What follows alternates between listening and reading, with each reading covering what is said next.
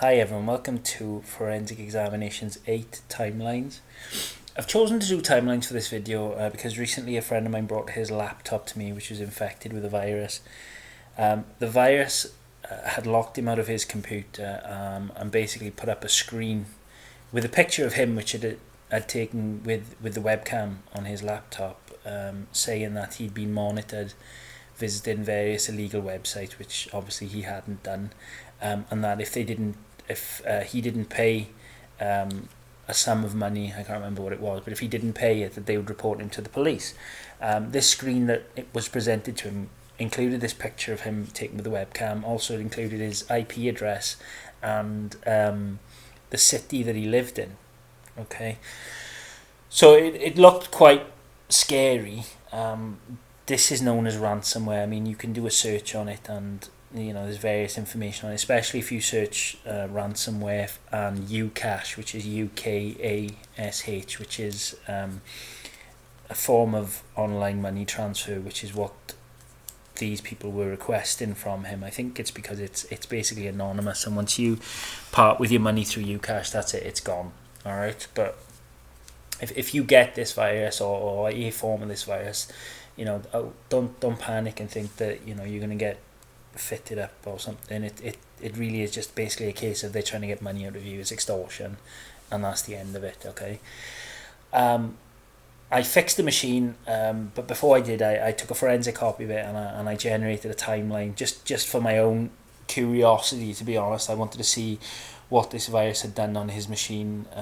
I'm trying to get into malware analysis. My knowledge on malware and my experience of examining machines that have been victims of malware is minimal, so this was a learning curve for me as well.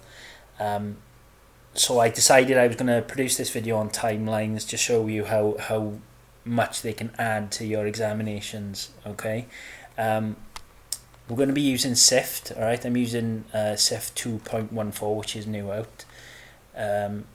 And I'm going to be using the log to timeline -sift script. Okay, originally a good friend of mine, Stuart Bird, put me on to timelining using SIFT. However, 2 years ago, I mean, you had to build, you had to do it basically manually. So you would tell it to do the file system, and then you would tell it to do your internet history, and then you bolt it together to produce this timeline. Now this log to timeline -sift script does it all for you. Alright, so it's just basically you run this, you tell it what partition to look at, and let it run. Alright, but first things first, we need to mount our evidence as usual as a single file. So if I just browse to my external hard drive, there they are. Okay, so here's my evidence files for basically it's an XP box. It's a virtual box that I've designed, that I created. It's 10 gigabytes, just basically for demonstration purposes. I've lost the image files for my friend's laptop. I deleted them securely and wasn't able to recover them. I was able to recover the ntuser.dat output from RegRipper, which I'll also show you, and I was able to recover the timeline that I generated as well, so I can show you what happened to his machine when this virus popped up. But first of all, I'm going to show you how to generate the timeline so you can try it out for yourselves. Okay, so also I've used the EWF acquire to generate these evidence files, but I'm thinking of moving away from that and just going basically over to DD and generating one large file. It removes the extra step of mounting these images as a single file anyway. Okay, also within SIFT 2.14, I've noticed that the mount EWF command doesn't seem to work anymore. I don't know why. I'll just show you the error that crops up. I don't understand what the error is. I've had a bit of a look online and I can't find anything. My coding skills are nothing, so I don't know what the problem is exactly, but it doesn't really matter because there's also a command called EWF mount which does exactly the same thing and it works. So we're going to mount these evidence files to the usual location. All right. Also, you let me just check.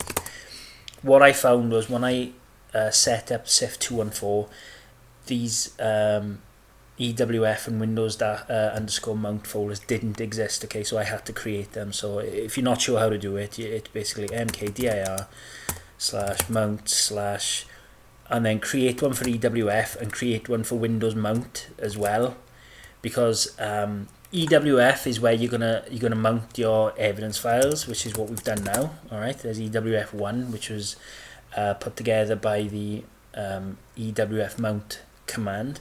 All right, and there's also part of the script, part of the log to timeline sift script requires that Windows mount folder. If it isn't there, it'll crash out. All right, so if you get an error that includes that in the area, it's chances are you need to create this folder first for it to work. Okay, so we've got EWF1 ready to rock and roll.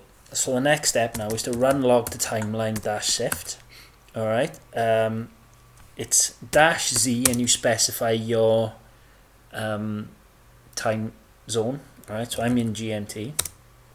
If the machine that you want to generate a timeline for is Windows 7, you need to do -w, all right, just to let the script know that it's a Windows 7 machine. If it's not, don't worry about it. And the next one is -i for either input or image, and it's EWF1. Return. Now it's going to ask me now, it's telling me that the partition isn't mounted or the image file isn't mounted. Do I want to mount it? Yes, I do. It lists the partition table. All right, we're looking at, it's an NTFS partition. It stands out because that's where most of the data on the hard drive is. All right, if you look at the size of these entries here, they're nothing, whereas this is much larger. So obviously that one we want. Number 2, return, and there's the actual entry there. That's the script. That's the command that it's running. All right, and there's that Windows mount entry there. All right, so if you don't have that in its place, it's going to kick you back with an error. All right, so this is all running now. It's doing it. It's picking out all the information and it's building a timeline for you. For this 10 gig virtual machine, it took an hour. Okay, I'm going to stop it now, but it took an hour to run. I would recommend that you run your timelines overnight, just because they can take a long time. They end up being huge files. It can take a lot of work and a lot of time. I wouldn't do it first thing in the morning unless you're absolutely sure you're not going to reboot your machine. Sort of when you're about to knock off for the day, let it run overnight, so when you come in the morning, it's ready to go. Okay. Once it's complete, you will have, if you look in the cases folder on the desktop, there's a timeline output folder. If you look in there, there's your body file, right? Now that's your EWF one image. That's all the text, all the timeline in there from start to finish. Okay, so I mean it's only 3.1 meg it says here, but that's because I only let it run for a few seconds and then I stopped it. When I ran a timeline for my friend's laptop, it was 700 meg. All right, and it was huge. Okay. However, there is a second command that you can run. All right, to strip back all the extra bits that you don't need. If you can put in a specific period of time that you're looking for, and it will focus just on that. All right. So I'm going to give that command to you now. It's L2T underscore process. All right. So if we go to the folder where the actual timeline is, the original timeline, it's on the desktop, cases, timeline output. All right. And there it is. So I can never remember exactly what this command is, so excuse me for 1 second. Right, okay, as you can see, I can never bloody remember it. So it's L2T process. All right, -B is for the body file, so we know that that's the EW1 body file.txt. That's the original timeline output as it is, without having any of the stuff stripped out of it. The next portion to put in, the next piece of text to put in, is going to be the period in time that you want to look at. All right, now in the image file, in the virtual machine that I've used, I've done an internet search for digital forensics, okay, in Google, and then I looked at a Wikipedia article on it, all right, and that'll be in the timeline, okay. So I know that I did that search on the 15th of October, so that will really narrow it down. As an examiner, you're not really going to know, you know, chances are you're not going to know what happened on what specific date. So I mean, you could put in a period of a year or 6 months or whatever you want. If you have an idea of the time, that it really does strip a lot out for you. It does save you a lot of time looking through it, okay. So anyway, it's an Americanized format as well, so you need to put the month in, then the day, then the year, all right, and then it's 2 dots, and then your end date, and then you're going to output it to, I'm just going to dump it on the desktop, and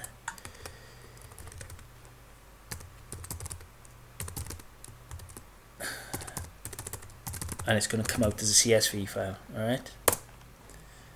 So you may get a message saying that a certain number of entries fall outside the scope of the date range that you've entered, yet show sign of possible time stomping, okay.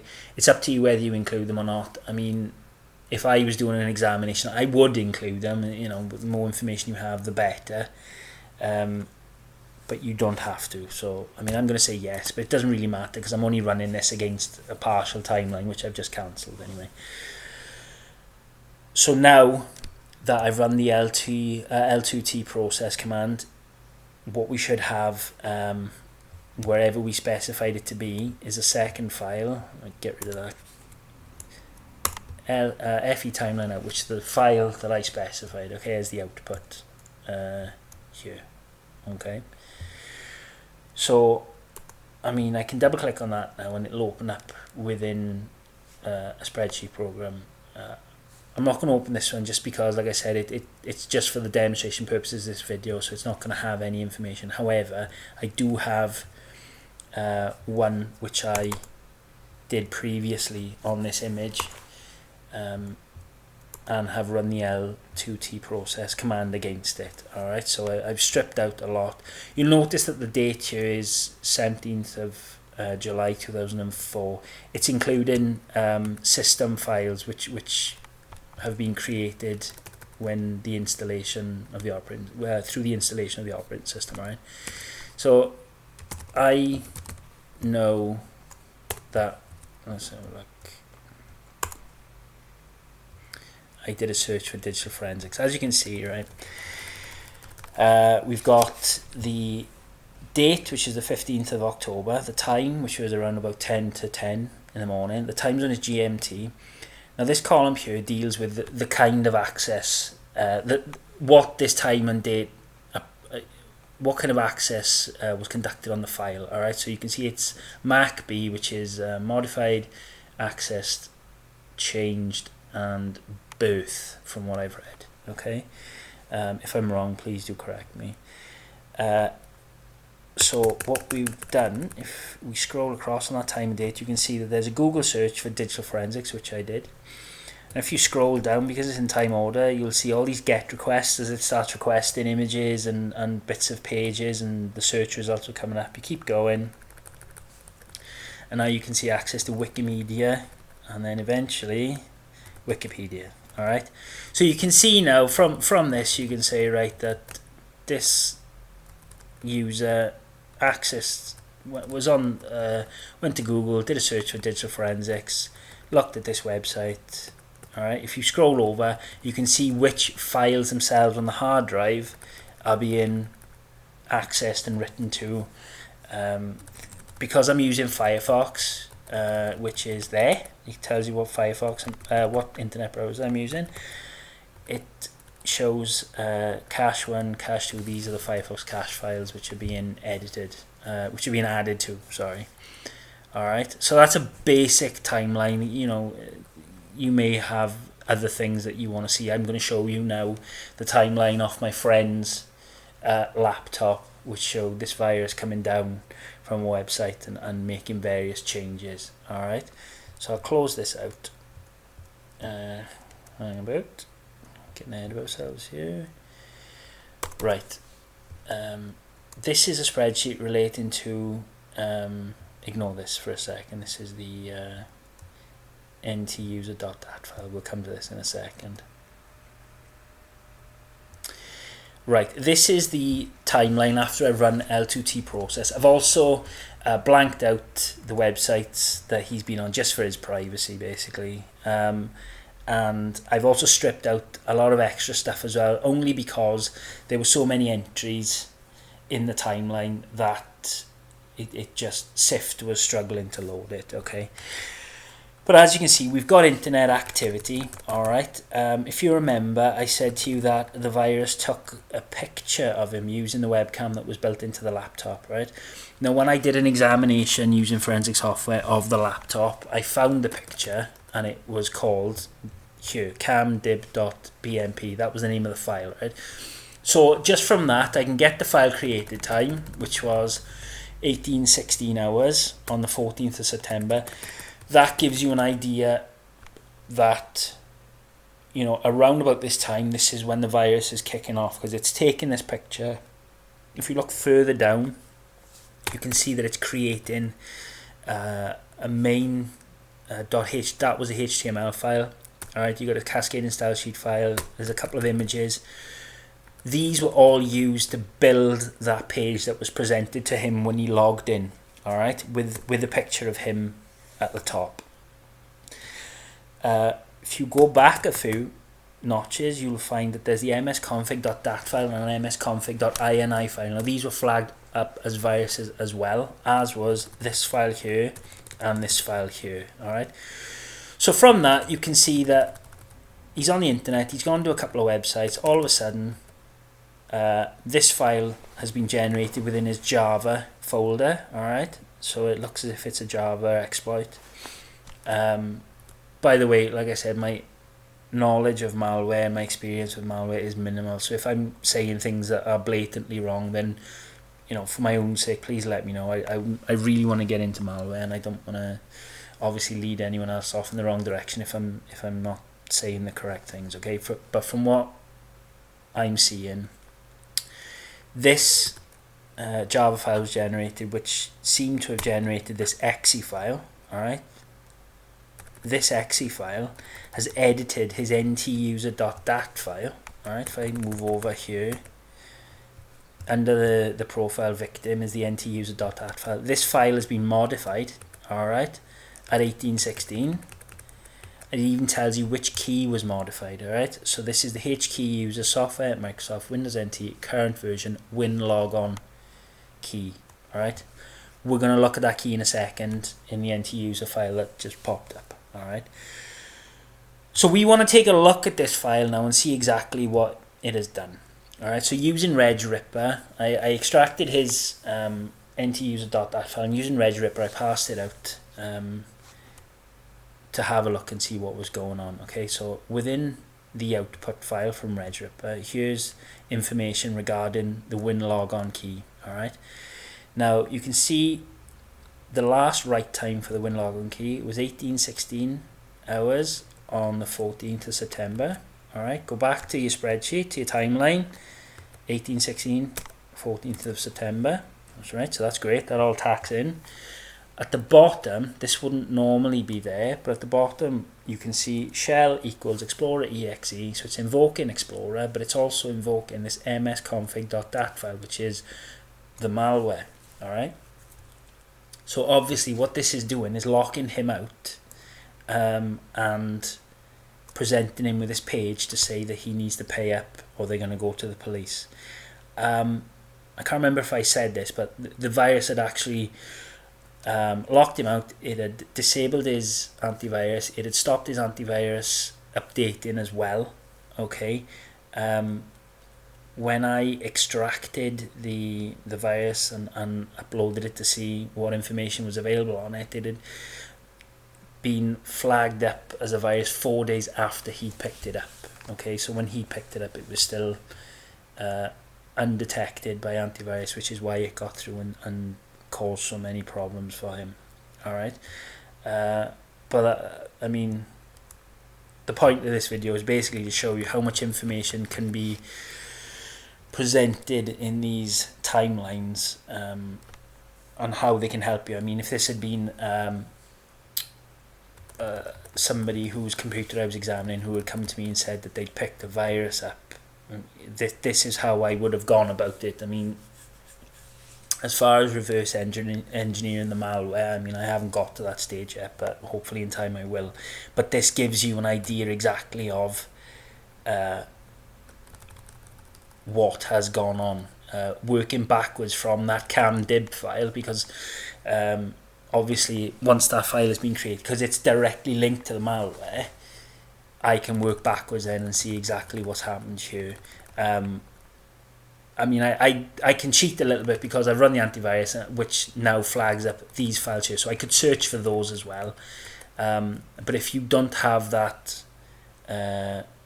opportunity, if you don't have that information to hand, it's always good to look out for files which have been generated by the malware, and you can work around these times. And as you can see, there's this activity from sort of 1815, late 1815 to 1816 and onwards. All these files are being created, which is to do with the page that was presented to him when he logged in. Also, further down there's more activity which suggests to me that this virus didn't kick in until he rebooted.